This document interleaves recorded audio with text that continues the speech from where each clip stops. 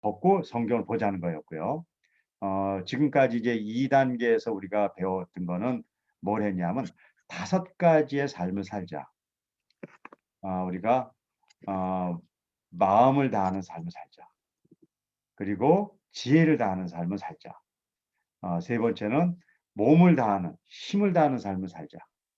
그리고 네 번째는 내가 정말 하나님의 백성 또 하나님의 자녀라는 것을 알고 우리가 하나님의 자녀로서 살아갈 수 있는 자기를 잘 아는 삶을 살자.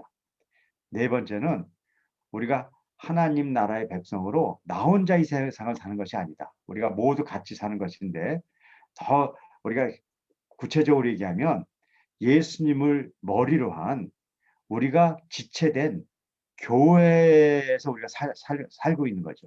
그 교회의 지체로서 바른 인간 간의 관계를 가지면서 사는 것이 바로 하나님이 원하는 삶, 말씀이 이끄는 삶, 성령 충만의 삶, 영적 전투를 해가는 삶, 이렇게 제가 말씀을 드렸어요. 그게 이제 오늘 마지막 벌써 이제 정리하는 날이 왔네요. 그래서 여태까지 배운 것들을 다 정리해서 오늘 이제 여러분들이 틀로 만들고 이제 다음 15차시부터는 이제 우리가 성장하는 삶. 우리가 아무리 예수 믿더라도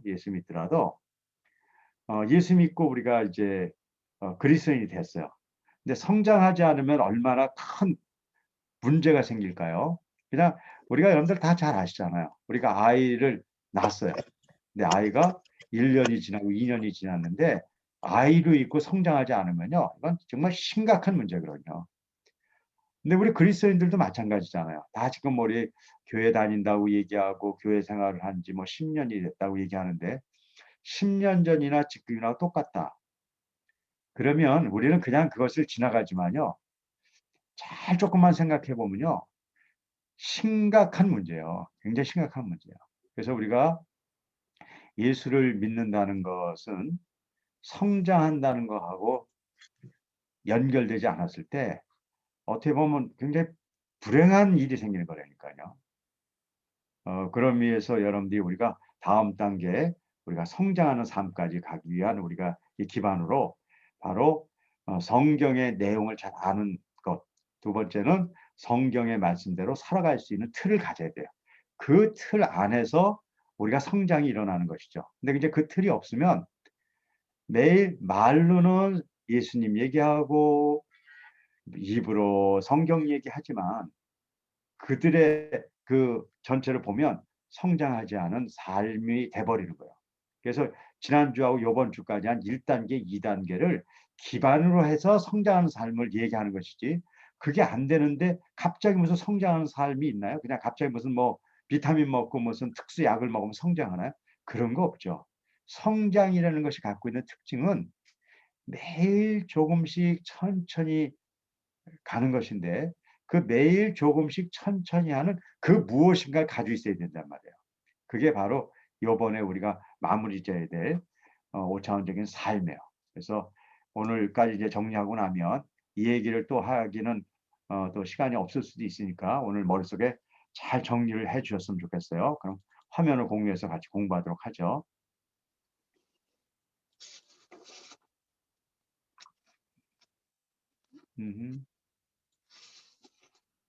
다른 게 나오네. 여기 나오네.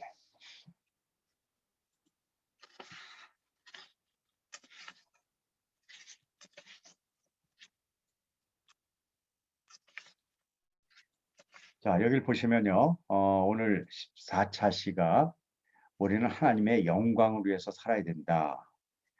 이 용어는 우리가 너무나 많이 알고 입으로 많이 하는 거죠. 일단 하나님의 영광을 위해서 사는 거야 이렇게 얘기해요.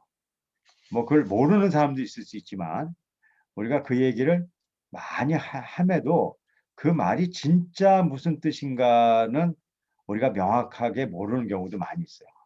말은 많이 하지만 이 뜻이 뭔지를 모르고 살 수도 있어요. 그래서 하나님의 영광을 위해서 산다는 것이 무엇인지 알아야 되죠. 영광을 위해서 살아가는 것. 뭐 여러분들 지금 다 아시겠지만 그걸 한번 더 정리를 하죠. 그러니까 우리가 이 마지막 정리는 처음의 이야기로 돌아온 거라고 볼 수 있어요. 왜냐하면 우리의 인생의 삶의 진정한 목적, 하나님의 영광을 위해서 살아야 되는 것이죠. 하나님의 영광을 위해서 살려면 바로 나와야 될 게 우리는 사랑하는 삶을 살아야 돼요. 그러니까 이 인생에 있어서 살아야 될 최종적인 목표는 사랑하는 삶을 살아야 되고 사랑하는 삶을 산다는 것이 영광을 위해서 사는 것이에요. 그러려면 사랑하면서 산다는 것이 무엇인 것인가에 대해서 명확하게 알아야 돼요. 근데 일반적으로 사랑하는 삶을 얘기하면 많은 사람들이 사랑 자체에 대한 이야기보다는 사랑하는 것의 그 결과물을 사랑이라고 얘기하는 경우가 많이 있단 말이에요. 사랑을 한다면 희생하는 거고 봉사하는 거고 내가 가진 것을 남에게 나눠주는 것, 그것은 굉장히 중요한 것이죠. 왜냐하면 사랑의 결과물이니까요. 그게 얼마나 중요해요. 그것이 없으면 사랑이 없는 것이죠. 하지만 사랑의 결과물은 사랑하고는 다른 거예요. 우리는 사랑하는 삶을 살자는 거지 사랑하는 결과물을 만들어내는 삶을 살려고 하는 게 아니에요. 그러니까 사랑이 없어도 결과물을 만들어낼 수 있어요. 그러니까 우리는 사랑을 통해서 결과물이 나와야지 사랑 없이 결과물이 나오면 안 된단 말이에요. 그러면 사랑의 더 본질로 가면 그건 뭐냐는 거예요. 그건 우리가 성경을 통해서 알 수밖에 없잖아요. 사랑은 크게 두 가지로 나눠져요. 하나님을 사랑하는 것이에요. 하나님을 사랑하는 것인데 하나님을 사랑하는 것을 성경은 뭐냐면요. 마음을 다하고 지혜를 다하고 힘을 다해야 된다고 얘기해요. 이, 이 말씀은 그냥 우리가 여기서 이렇게 나누는 말씀이 아니라는 걸 알잖아요. 예수님이 이 땅에 오셔서 우리가 해야 될 가장 중요한 것을 이야기할 때 너희가 마음을 다하고 지혜를 다하고 힘을 다해서 하나님을 사랑하는 것과 내가 너를 사랑한 것처럼 이웃을 사랑하는 것이 가장 중요한 것이라고 얘기했어요. 그것을 우리가 해야 되는 거예요. 그 말씀은 구약에서도 계속해서 우리에게 얘기하고 있는 것이에요. 그래서 하나님을 사랑하는 것. 두 번째는 이웃을 사랑하는 것이에요. 이웃을 사랑하는 것. 그런데 여기에 전제가 있죠. 뭐예요? 나를 사랑하는 것이에요. 그럼 여기서 하나님 사랑, 나의 사랑, 이웃의 사랑이라는 세 가지가 나오는데 여기에 이것을 이루게 하는 조건들이 나온단 말이에요. 하나님을 사랑하려면 지혜를 다해야 돼요. 그러니까 지혜를 다하는 삶을 살아가야지 하나님의 사랑이 드러나게 돼 있다는 거예요. 마음을 다하는 삶, 힘을 다하는 삶, 그리고 나 자신을 바르게 알아야지 나 자신을 사랑할 거 아니에요. 그리고 그걸 통해서 이웃을 사랑하는 삶, 이 다섯 가지의 삶을 살아가야 되는 것이죠. 그래서 하나님의 영광을 돌리고 또 사랑의 삶을 살기 위해서는 이 다섯 가지 삶을 살아야 되는데 바로 이 다섯 가지 삶이 결국은 우리를 말씀을 통해서 이끌어가는 삶과 연결되어 있다는 설명을 했고요. 여기서는 안 할 거예요. 자, 그럼 이 삶을 살기 위해서 어떻게 해야 되는가를 지금부터 나눠보자 말이에요. 이 모든 삶은 내가 노력하거나 내가 의지로 하면 안 된다. 그거는 우리가 모든 성경 공부, 지금 또 여태까지 해온 모든 성경 공부에 있었던 핵심들이 그거였어요. 뭐냐면 아무리 좋은 행위도 나로부터 나온 건 사랑이 아니다. 정말이라니까요. 나로부터 나온 건 사랑이 아니라니까요. 자, 여러분들이 뭐 여러분이라 표현하지 말자냐. 우리까지 저까지 포함해서 우리가 교회 생활하고 신앙 생활하면서 엄청나게 봉사하고 희생했다고 보자고요. 뭐 봉사도 하고 어떤 때 희생을 하고 어떤 때 선교지에 나가고 어떤 때는 뭐 전도를 하고 그런 많은 행위를 했는데 그것도 나로부터 나오지 않아요? 그럼 아무것도 아닌 거예요. 그거는 성경이 명확하게 우리에게 경고한다고요. 어떻게 경고하냐면 이렇게 하는 거예요. 어떤 사람이요, 신앙생활 하면서 엄청나게 했나 봐요. 그래서 어느 정도 했냐면 우리는 그 정도까지 못하잖아요. 어떤 사람이 이렇게 했어요. 엄청나게 전도하는 거예요. 그리고 예수님 이름으로 막 병자도 고치는 거예요. 그리고 막 예언도 하고, 그럼 우리는 따라도 못 가죠. 그렇게 많은 활동을 하고 하나님 앞에 갔어요. 그래서 나 이런 거 좀 하고 왔습니다. 그랬더니 하나님이 뭐라 그러냐면 내가 너를 모르는데 뭘 그런 일을 하고 왔냐 그렇게 물어봤다는 거예요.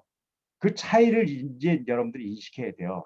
그 행위는 사실이에요. 팩트. 그걸 거짓말했다는 게 아니에요. 그 행위가 나로부터 나온 거잖아요. 그런 건 하나님하고 아무 상관없어요. 여러분들이 지금 신앙생활이라는 어떤 걸 하면서 열심히 지금 하고 있는데 그것이 여러분으로부터 온 거잖아요. 그럼 하늘나라에 가서 그 얘기 듣는다니까요. 난 너 모르는데 왜 여기 와서 나한테 자꾸 그런 얘기하니? 우리 그럴 수는 없잖아요. 자, 제가 이렇게 왜 말씀드리냐면요. 우리 나름대로 생각해서 신앙생활을 하면 안 된다는 거예요. 모든 것은 말씀을 기반으로 해야 돼요. 그래서 말씀에 이끌려 살아야 돼요. 근데 여기서도 말씀에 이끌려 사는 게 아니라 말씀을 알고 내가 그걸 해보자는 그것도 안 된다는 거예요. 그럼 말씀에 이끌려 살려면 어떤 삶을 살아야 돼요? 첫째, 말씀을 이해해야 돼요. 말씀을 이해할 수 있는 삶을 안 살잖아요. 그러면 무슨 의미가 있어요? 여러분들이 성경을 뭐 식독을 했어요. 그래서 어디에 뭐 있는 거 얘가 팍팍 얘기를 해요. 근데 얘기를 나눠보면 엉뚱한 얘기에 이해를 못했기 때문에 그래요. 이해를 못하면 아무 소용없어요. 그래서 첫 번째는 성경을 보고 이해할 수 있는가, 이해가 되는가를 여러분들이 바라보는 게 굉장히 중요하단 말이에요. 근데 이해되려면 어떻게 해야 돼요? 인식의 틀을 바꿔야 된다니까요. 인식의 틀을 색안경을 안 벗잖아요. 그럼 이해가 안 된다니까요. 그럼 인식의 틀을 벗으려면 어떻게 해야 돼요? 학문의 9단계에 대한 이해가 있어야 돼요. 제가 이 시간에는 제가 뭐 5차원에 대한 내용을 얘기 안 해줘서 그런 건데요. 그냥 제가 이제 책을 계속 소개해 드리려고 그래요. 학문의 9단계라는 책을 통해서 인식의 틀을 벗는 방법을 명확하게 알아야 돼요. 물론 제가 이 시간에서도요. 학문의 9단계에 있는 책의 일부를 여러분들에게 지금 이야기해 주고 있어요. 책을 읽을 때 센스국을 읽어라. 학문의 9단계에 있는 책 내용이에요. 책을 읽을 때 내가 중요한 것에 밑줄 치지 말자. 저자가 중요한 것에 밑줄 치자. 그걸 글 분석법이라고 학문의 9단계에서 얘기해요. 그리고 우리가 모르는 단어 있으면 네모를 쳐서 단어를 꼭 개념을 심화하자. 학문의 9단계에 있는 개념 심화 학습법이에요. 물론 제가 학문의 9단계에 있는 것들을 이렇게 얘기해 드리지만 여러분들이 더 필요하면 학문의 9단계라든가 그런 5차원 독서법을 통해서 이해하도록 하시란 말이에요. 그것이 1단계예요. 그래서 이 5차원 이 성경 여행이 그렇게 구조화가 되어 있는 거예요. 그래서 여러분들 성경을 그렇게 읽고 통독하시라고 얘기하는 거예요. 그럼 왜 통독을 자꾸 하라 그럴까요? 그 이유가 있잖아요. 전체를 보는 눈이 있어야 된다는 거예요. 전체를 보는 눈이 없잖아요. 그럼 지엽적으로만 보잖아요. 잘못 해석할 가능성이 굉장히 농후해요. 그래서 성경을 이해할 수 있어야 된다. 이걸 첫 번째 했어요. 두 번째는 이것을 하면 굉장히 좋은데요. 두 번째 단계로 꼭 넘어가야 돼요. 그것은 뭐냐면 성경을 마음으로 볼 수 있어야 돼요. 마음으로. 자, 이게 무슨 얘기예요? 마음으로 본다는 건 무엇인가? 이미 여러분들 우리 7관과 8관과 제가 관은 이해가 지금 기억이 안 나는데 이 공부를 했죠. 왜 그러냐면 성경 안에는 진리가 들어있어요. 계시의 진리가 들어있어요. 근데 진리가 갖고 있는 특성이 있어요. 그건 뭐냐면요. 진리는 보이지 않는 본질적인 것이 그 텍스트 뒤에 숨어져 있어요. 어, 그래서 제가 이런 용어를 했죠. truth, 영어로 truth. 진리가 뭐냐 그러면 true to fact 이렇게 얘기해요. 무슨 얘기냐면 진실에 대한, 그러니까 사실에 대한 진실이 진리라는 거예요. 이거는 굉장히 중요한 개념이기 때문에 제가 한 번 더 설명드릴게요. 제가 웃고 있어요. 그럼 사실은 웃고 있는 거예요. 그럼 진실이 뭐냐는 거예요. 기쁨이죠. 행복하니까 웃겠죠. 그래서 팩트에 대한, 웃음에 대한 진실은 기쁨이에요. 그런데요, 가정을 하는 거예요. 제가 굉장히 지금 고통에 있어요. 그런데 그걸 보여주고 싶지 않아요. 그래서 어떻게 할 수 있냐면요. 제가 그냥 표정으로 웃고 있을 수 있어요.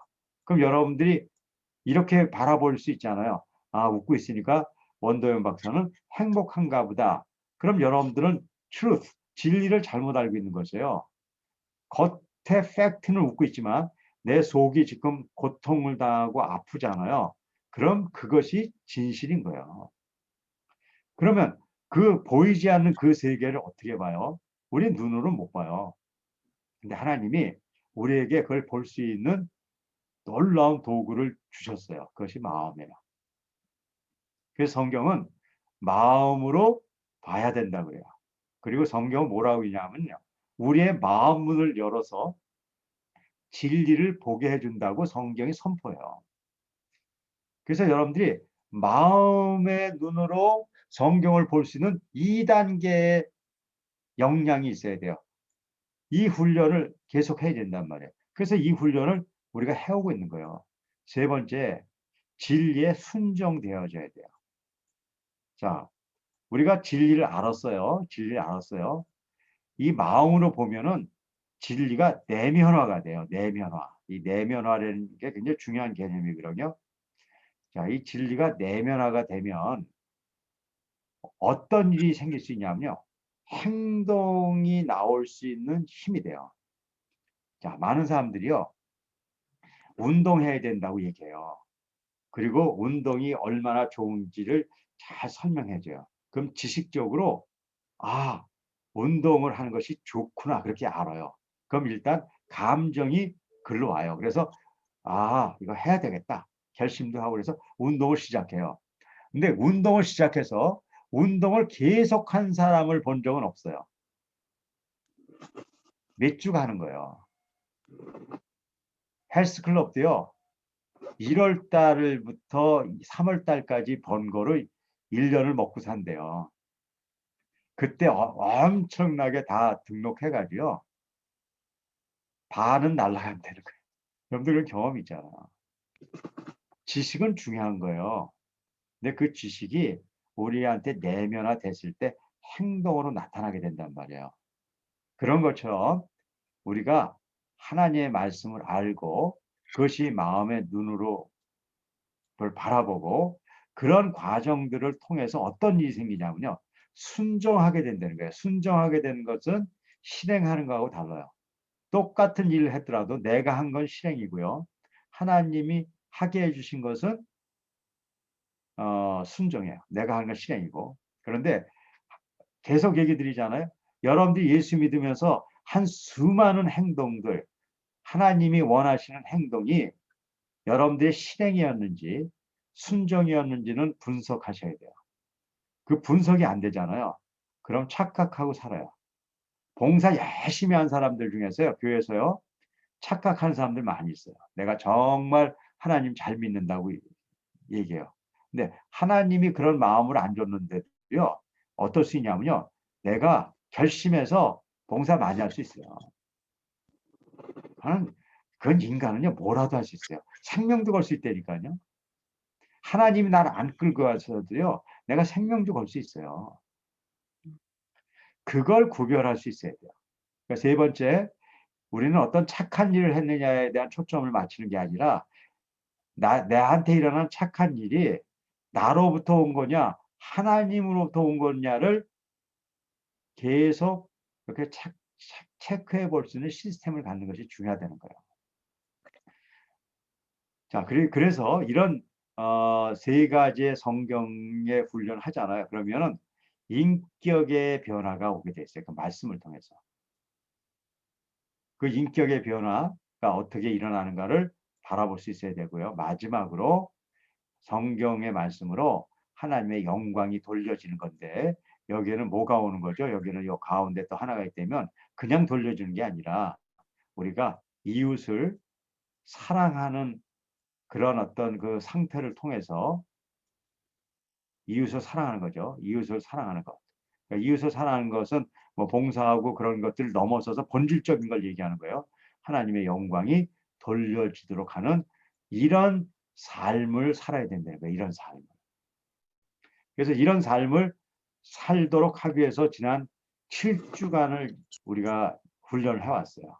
그럼 무엇을, 그럼 구체적으로 여기까지는 우리가 이해됐어요. 그럼 우리가 뭐라고 살아야 되는가. 이거에 대한 이제 성경 내용들을 쭉 제가 다시 적어놨으니까 이걸 한번 보시죠. 그러니까 지혜를 다하는 삶 성경을 보면 우리가 지혜를 다해야 될 이유는요. 하나님의 지식이 없으면 우리는 망해버려요.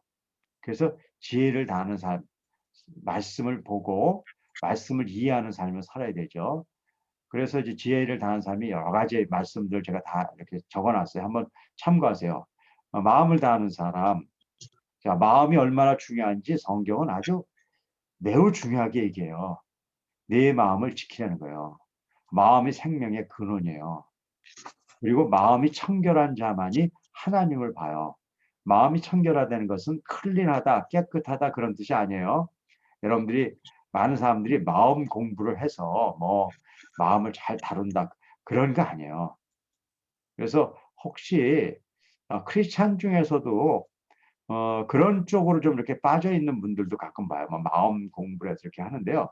이건 그런 얘기가 아니라 성경에서 얘기하는 마음을 깨끗이 하려는 마음을 하려는 건 pure, 순수화되는 거지 깨끗하다는 게 아니에요. 그걸 더 쉽게 얘기할게요. 두 마음을 풀지 말라는 거예요.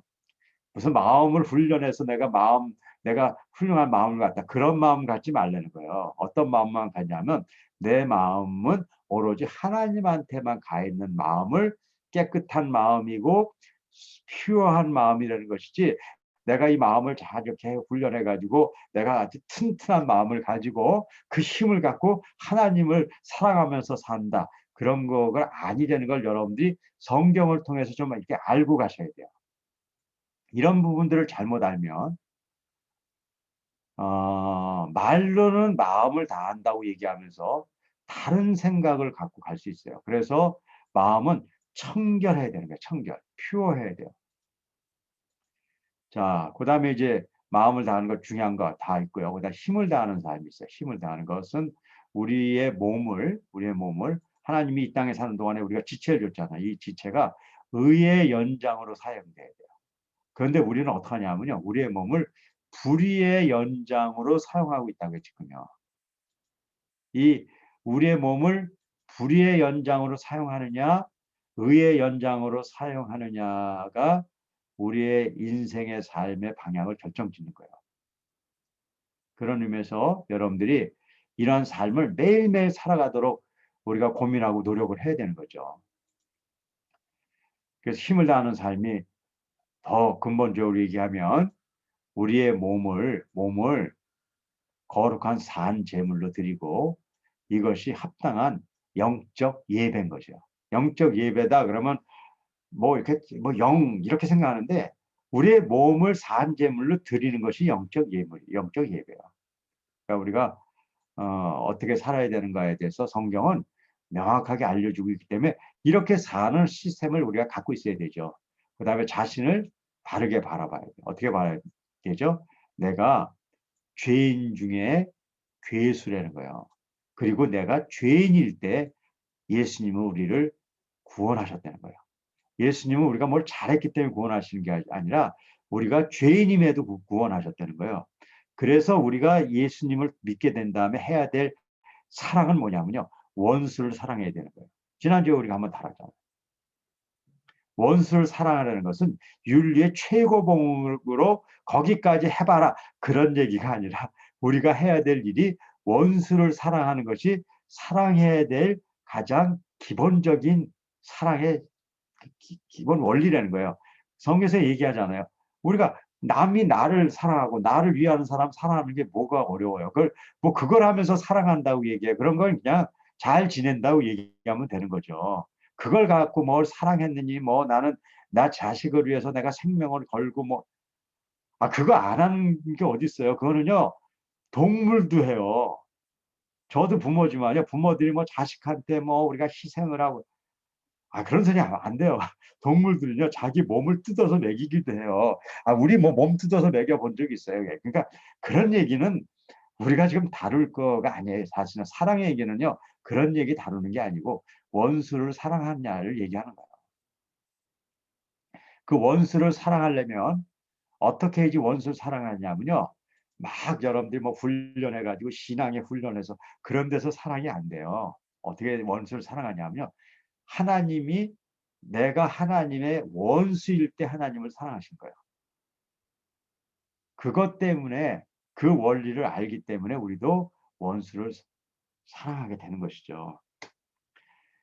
자, 그럼 여기까지 이제 뭐 그 나에 대해서 좀 알아야 되고요. 나에 대해서. 오케이. 그리고 이제 지금 이제 우리가 부활절인데요. 우리가 두 가지, 부활절은 두 가지가 있는 거잖아요. 그러니까는 부활이라는 의미가 뭐예요? 죽으셨으니까 부활을 한 거죠. 그렇죠? 그래서 십자가와 부활은 동전의 앞뒤와 같죠. 십자가가 없는데 부활이 있을 수 없잖아요. 그렇죠? 근데 십자가는 있었는데 부활이 없었다. 그럼 그냥 그건 그냥 세상하고 똑같은 거죠. 죽은 거죠. 뭐 그 십자가, 부활이 없는 십자가를 이야기할 하등의 의미가 없는 거죠. 뭐 이 인류 역사에 십자가가 얼마나 많았는데요. 왜 예수님 십자가만 얘기해요? 부활이 있었기 때문에 그런 거란 말이에요. 그래서 이 십자가와 부활을 우리가, 왜 우리가 이렇게 원수되었을 때 하나님이 우리를 구원하신 것이 의미가 있냐면, 큰 의미가 있냐면요. 결국은 우리가 자랑할 게 없게 된다는 거예요. 우리는 그걸 알게 되면 우리가 자랑할 건 뭐 밖에 없냐면요. 우리 주 그리스도와 또 여기는 플러스돼서 하나님의, 예수님의 부활밖에 우리는 자랑할 게 없는 거예요. 근데 우리는요, 예수 믿고 나서요, 우리를 자랑한다니까요. 예수 믿고 나서 전부 우리 자랑이잖아요. 내가 성경 이 정도 읽어. 나 기도 좀 세게 해. 나 요즘 엄청나게 봉사하는데. 그리고 그 얘기를 나눈단 말이에요. 어디 가서 얘기를 나눌 때 뭘 내냐? 내 자랑에 대한 얘기가 온단 말이에요. 그것이 우리의 삶에서 없어져야 돼요. 많은 간증들이 잘못되면 자기 자랑으로 끊어버리면 안 되잖아요. 여러분들 삶에 간증이 있을 거 아니에요. 그 간증이 여러분들의 자랑이 되면 안 된다고요. 우리의 자랑은 단 한 가지예요. 그리스도의 십자가와 그분의 부활 외에는 없는 거예요. 근데 그것은 언제 그렇게 돼요? 내가 하나님의 원수 됐을 때, 그가 나를 사랑하셔서 내가 이 자리에 왔고, 지금 지금 이 상황도 나는 죄인 중에 괴수일 것이라는 것이 분명하기 때문에 내 자랑은 글로 가버리는 거란 말이에요. 그 삶을 살자고 성경은 얘기했고, 5차원적인 삶은 그 삶을 사는 것을 우리가 옳다고 얘기하는 거예요. 그 다음에 마지막으로 이웃을 사랑하는 삶이죠. 이웃을 사랑하는 삶은 우리가 영광을 돌리는 삶인데, 혹시 여러분들은 이렇게 생각을 하실 수도 있어요. 내가 이웃을 사랑하는 삶을 통해서 많은 그 결과들이 나올 거 아니에요. 그래서 뭐 남을 이렇게 봉사한 결과도 나오고 희생한 결과도 나오고, 그런 결과들이 하나님의 영광을 돌린다고 생각하는 경우가 있는 것 같아요. 그래서 많은 사람들이 하나님의 영광을 돌린다. 예를 들어서 누구를 이렇게 개인적으로 얘기하려고 그러는 게 아닐까요? 제가 좀 조심스럽긴 하네요. 혹시 오해가 될 수도 있으니까. 예를 들어서 이제 운동 같은 데에서 아주 좋은 결과가 확 나오잖아요. 뭐 축구를 해서 볼을 찼는데 공이 들어가잖아요. 그러면 하나님에게 영광을 돌린다고 이렇게 얘기하는 사람들이 있어요. 공 들어간 게 하나님의 영광하고 무슨 상관이야. 그건 기쁜 일이에요. 그건요, 하나님의 영광을 돌리지 말고요. 그 곪는 사람을 칭찬받아야, 그거 넣기에 얼마나 힘들었겠어요. 그 곪는 사람이 칭찬받아야죠. 왜 거기에 하나님의 영광이 나오냐고요. 왜 그래요? 우리는 결과물을 그걸로 보는 거예요. 우리의 삶의 대부분이 지금 그렇지 않나요? 하나님의 영광을 얘기하면서 우리는 그걸 하나님의 영광이라고, 내가 그 운동선수를 얘기하는데 우리는 안 그런가요? 우리 가운데서도 우리가 살면서 뭐 우리가 이건 하나님이 참 기뻐하시겠다 뭐 그런 것들이 혹시 그런 거 아닌가요? 예수 믿는 내 아이가 시산말로 S대학을 갔어. 그럼 하나님의 영광을 돌렸다고 그런 사람도 있는데, 그게 왜 하나님의 영광인가요? 그 고생한 그 아이가 수고했고 그냥 걔가 칭찬을 받으면 되는 거죠. 거기에 하나님의 영광하고 이렇게 연결되는 이유가 뭐죠? 그 얘기는 거기 못 간 사람은 하나님의 영광 못 돌린다는 얘기를 하는 건데, 하나님의 영광이 그 대학을 갔냐 안 갔냐를 나눠준다는 것 자체가 모순이라는 건 아시잖아요. 근데 왜 그런 얘기가 나오냐는 거예요. 그거는 근본적으로 우리가 소위 다섯 번째, 이웃을 보는 눈, 하나님의 영광을 드리는 삶, 이웃을 사랑하는 삶에 대한 본질적인 얘기에서 벗어나서 모든 걸 바라보기 때문에 그래요. 왜 벗어나서 볼까요? 그 이유가 있죠. 성경의 근거에서 얘기하는 게 아니라 자기가 생각한 걸 근거로 해서 하나님의 영광도 바라본단 말이에요. 자, 우리가 서로 사랑하자 그랬어요. 자, 이웃을 사랑해. 근데 사랑은 하나님으로부터 난 것이에요.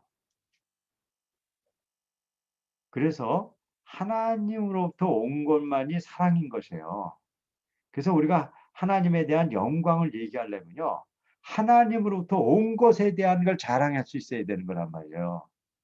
근데 하나님으로부터 온 걸 자랑하는 게 아니라 나한테 일어나는 어떤 일을 자랑한다면 이미 하나님의 사랑이라는 것 자체의 개념을 잘못 알고 있기 때문에 그러고 있다는 거예요. 저는 그것이 좋고 나쁘고를 얘기하는 게 아니에요. 우리는 하나님의 사랑을 명확하게 알고 있어야지 하나님의 영광을 돌리는 삶을 살 텐데 아까 같은 그런 걸 영광이라고 우리가 하고 가는 사람은 뭐냐면 하나님의 사랑이 뭔지를 정확하게 모르기 때문에 영광을 돌리는 일에 잘못 갈 수 있기 때문에 제가 이렇게 여러 번 얘기하는 거예요. 그 사람 얘기를 하는 게 아니라 저까지 포함해 있는 여기 있는 사람들이 하나님의 영광을 그렇게 알고 지금 살아가고 있다 그러면 그 빨리 고치라는 거예요. 그리고 그것이 영광을 돌리기 위해서 나는 노력하고 있다는 거로 우리의 생활들을 만들어가지 말라는 거예요. 그거는요, 그냥 내가 그러고 싶어서 그러는 거예요. 근데 왜 내가 하고 싶은 거를 하나님 영광에다 막 붙이냔 말이에요. 꼭 자기 욕심을 이룬 거를 하나님 영광 돌린 것처럼 얘기해 버리는 그런 건 하지 말자는 거예요, 이제는요, 우리가.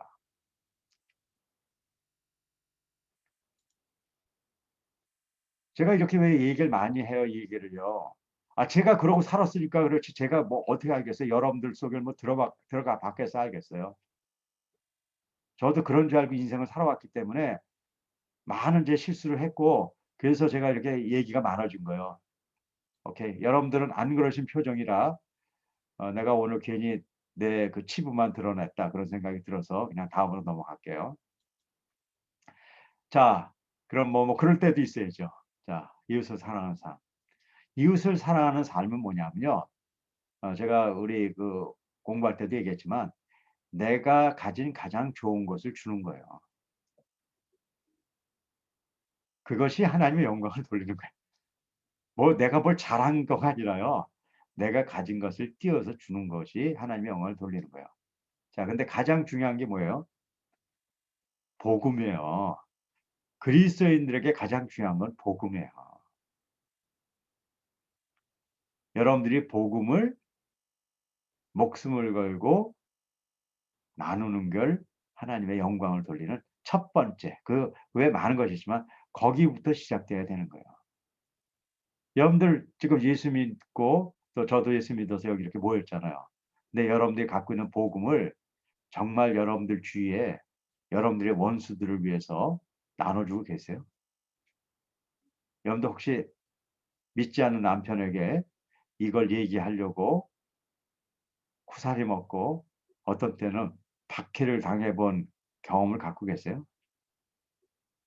믿지 않는 아내에게 전하기 위해서 또 내가 제일 미워하는 시어머니에게 가장 중요한 복음을 전하기 위해서 여러분들은 무엇을 하고 계세요? 자식을 위해서는요. 매일 윗집에서 쿵쿵거려서 원수같이 사는 이웃에게 여러분들은 복음을 전하기 위해서 무엇을 하고 계시는가에 대해서 생각해 보자는 거예요. 그래서 하나님의 영광을 돌리는 삶이라는 것은 이런 삶하고 연결되어 있어요.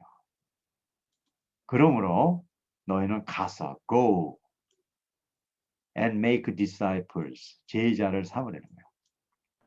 모든 민족. 그래서 이제 여기서 선교에 대한 중요한 게 나오죠. 근데 그 모든 사람이 모든 민족을 위해서 다 선교사로 나가요. 그러면 국내는 누가 지켜요? 그런 걸 얘기하는 건 아니잖아요. 그러니까는 위치가 어디냐를 이렇게 뭐 제한하는 건 아니에요. 모든 세계면 여러분들이 사는 이 현재 이 지역도 얘기하는 거예요. 그래서 우리가 모두가 선교사야만 돼야 된다 그런 얘기를 하는 거 아니에요. 하지만 어디 있든지 해야 될 일은 있는 거예요. 그들을 제자로 삼는 거예요. 제자로 삼는 건 뭐 무릎 꿇쳐 앉혀놓고 공부를 가르친다는 게 아니에요. 좀 더 본질적인 것이 있어요. 그래서 해야 될 일은 아버지와 아들과 성령의 이름으로 세례를 주고, 그럼 여러분들이 이것이 뭐냐면 나는 목사님도 아닌데 세례를 주는 일 못하지. 물론 세례를 주는 일은 목사님이 하셔야 되죠. 하지만 그들이 세례를 받을 수 있도록 이끌어 가야 될 것은 우리에게 또 맡겨진 일이죠. 그리고 teaching, 그리고 가르쳐야 돼요. 가르쳐야 되는데 뭘 가르치냐면요. 너에게 명령한 모든 것을 그들에게 가르쳐 지키게 하라. 이렇게 하는 거예요. 자, 그래서 요 구절은 제가 그냥 조금 더 설명드릴게요. 이거를 그냥 이렇게 해석을 해도 돼요. 그냥 다 이렇게 가르쳐서 지키게 하라. 그렇게 되어 있는데, 제가 영어 성경을 보면서, 사실은 요 구절에서 5차원적인 성경 공부를 해야 되겠다고, 알게 된 거예요. 영어 성경은 이렇게 표현되어 있어요. teaching them. 그 제자들을 가르치려는 거예요. 근데 뭘 가르치려는 걸 봤더니 이 성경을 보면 하나님의 모든 말씀을 가르쳐라 이렇게 돼 있고, 그러고 지켜라 이렇게 돼 있는데, 거기는 아주 재밌게 표현됐어요. to obey 이렇게 써 있어요. teaching them to obey 뭐냐면 순종하는 것을 가르치려는 거예요. teaching them to obey everything God had commanded you. 하나님이 명령한 그 모든 것을 순종하는 것을 가르치려는 거예요. 그래서 제가 고민을 해봤어요. 말씀을 가르치는 것과 말씀을 순종하게 가르치는 차이가 뭔가 봤어요. 그랬더니 말씀을 가르치는 것은 그냥 말씀을 여태까지 하는 대로 가르치면 돼요. 그 다음에 또 뭐 하나님의 은혜에 따라서 이렇게 또 순종해 주시면 되겠죠. 근데 순종하도록 가르치는 건 좀 다르다는 걸 알게 됐어요. 순종하도록 가르치려면 첫 번째 작업이 필요한 거예요. 말씀을 바르게 받아들일 수 있는 여건을 만들어 놔야 되는 거예요. 그걸 제가 쉽게 얘기해서 이렇게 했죠. 우리가 좋은 씨앗을 뿌리면 좋은 열매를 꼭 맺는 건 아니다. 좋은 씨앗을 뿌리더라도 좋은 열매를 맺기 위해서는 밭이 좋아야 된다 얘기했잖아요. 그래서 밭을 갈고 씨를 뿌려야지 좋은 열매, 순종의 열매가 맺어진다는 걸 제가 알게 되고 5차원 성경 여행을 사실 제가 시작한 거예요. 자, 그럼 이제 마무리를 져줄게요. 자, 여기까지는 여러분들 다 배운 거예요. 그래서 이제 앞으로는 여기에 따라서 어떻게 살아가야 될까? 그것이 바로 리프레임, 5차원 리프레임을 통해서 살아가야 된다는 것이에요. 리프레임으로 살아가는 방법은 첫째, 여러분들이 성경을 이해해야 된다고 얘기했잖아요. 그렇게 하기 위해서 성경을 읽을 때 여태까지 배운 방식으로 읽고 생각하게 만들어야 된다. 그래서 여러분들에게 저는 매일 성경을 읽을 때 성경을 읽는 것만은 안 돼요. 이렇게 읽으라고 여러분들에게 지금 얘기해 드리는 거예요. 바로 성경을 이해하는 삶을 살게 하기 위해서 이걸 하는 거예요. 두 번째, 성경을 읽은 거로 끝나면 안 된다.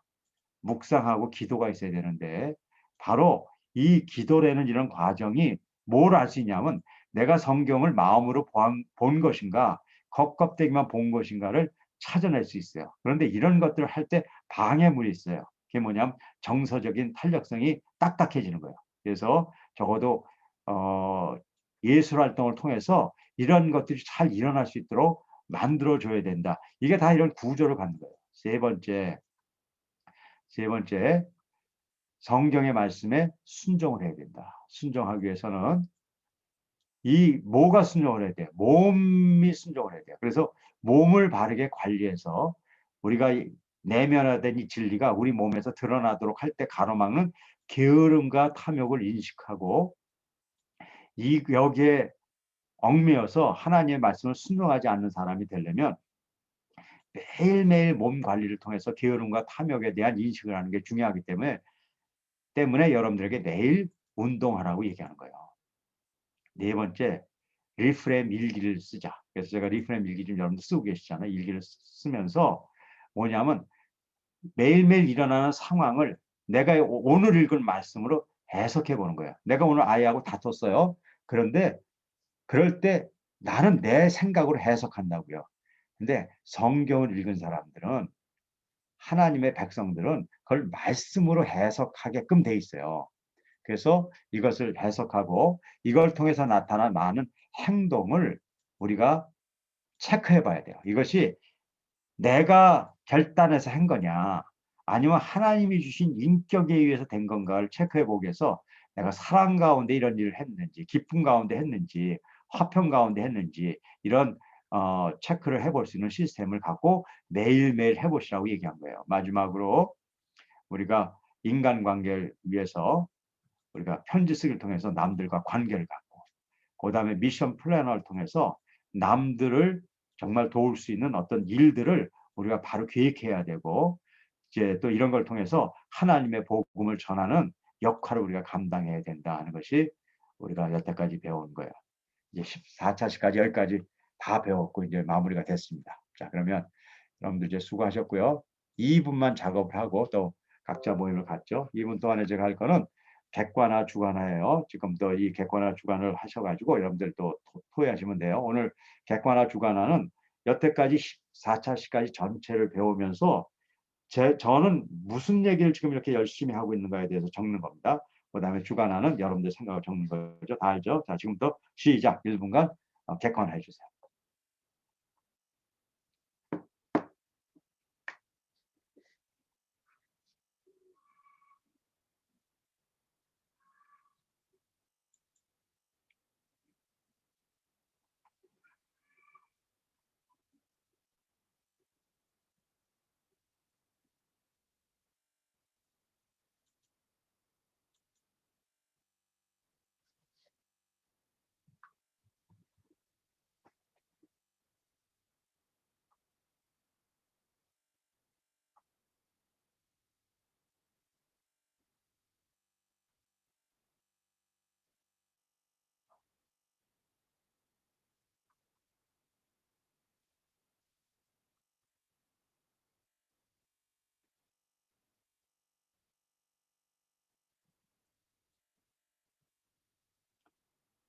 네, 수고하셨습니다. 그럼 다시 1분간 주관화해 보겠습니다.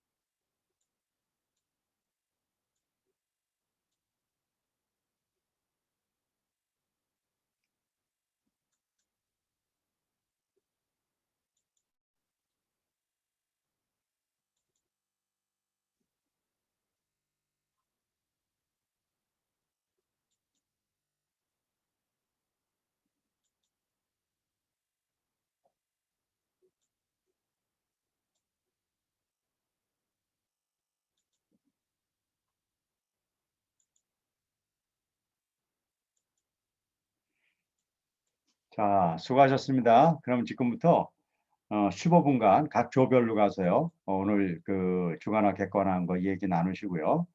5시 5분에 같이 만나보도록 하겠습니다. 자, 수고하셨습니다. 자, 각 조별로 분반 모임 갖겠습니다.